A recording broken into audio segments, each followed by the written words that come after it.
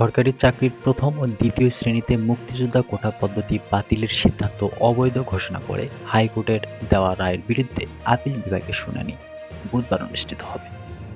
মঙ্গলবার ৯ জুলাই বেলা 11:30টায় আপিল বিভাগের চেম্বার বিচারপতি মোহাম্মদ আশফাকুল ইসলাম শুনানির জন্য এ দিন ধার্য করেন। আদালতে আবেদনের পক্ষে শুনানি করেন অ্যাডভোকেট শাহ মঞ্জুরুল হক। রাষ্ট্রপক্ষে ছিলেন অ্যাটর্নি জেনারেল এ.এম. আমিনউদ্দিন।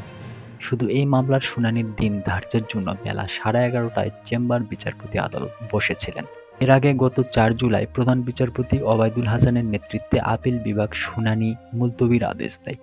ওই দিন রিটের পক্ষে সিনিয়র আইনজীবী না থাকায় এক আবেদনে সর্বোচ্চ আদালত নট টুডে আদেশ দেয়।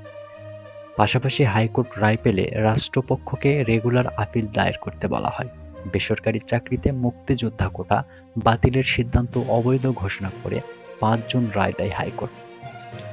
ওই রায়ের ফলে সরকারি চাকরিতে ৩০% মুক্তিযোদ্ধা কোটা বহাল হয়। জনপ্রশাসন মন্ত্রণালয় ২০১৮ সালের ৪ অক্টোবর নবম থেকে ১৩তম গ্রেড পর্যন্ত সরাসরি নিয়োগে মুক্তিযোদ্ধা কোটা বাতিল করে একটি পরিপত্র জারি করে। সেখানে বলা হয়েছিল, নবম গ্রেড এবং দশম থেকে ১৩তম গ্রেড পদে সরাসরি নিয়োগের ক্ষেত্রে মেধা তালিকার ভিত্তিতে নিয়োগ দিতে হবে।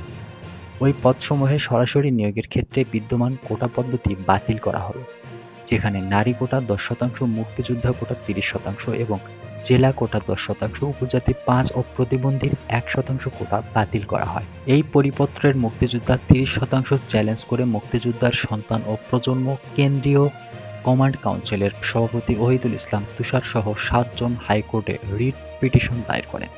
সেই রিটের শুনানি নিয়ে মুক্তিযোদ্ধার ৩০% কোটা বাতিলের সিদ্ধান্ত কেন অবৈধ ঘোষণা করা হবে না তা জানতে চেয়ে রুল জারি করে হাইকোর্ট। সেই রুল যথাযথ ঘোষণা করে মুক্তিযোদ্ধা কোটা বাতিলের সিদ্ধান্ত অবৈধ বলে গত ৫ জানুয়ারি রায় দেয় হাইকোর্ট। এই রায়ের বিরুদ্ধে রাষ্ট্রপক্ষ আবেদন করলে ৪ জুলাই পর্যন্ত হাইকোর্টের রায় বহাল রেখে বিষয়টি আপিল বিভাগের পূর্ণাঙ্গ বেঞ্চে শুনানির জন্য নির্ধারণ করে দেয় চেম্বার জজ আদালত। বিষয়টি শুনানির জন্য বুধবার দিন ধার্য করে আজ আদেশ দেন চেম্বার কোর্ট।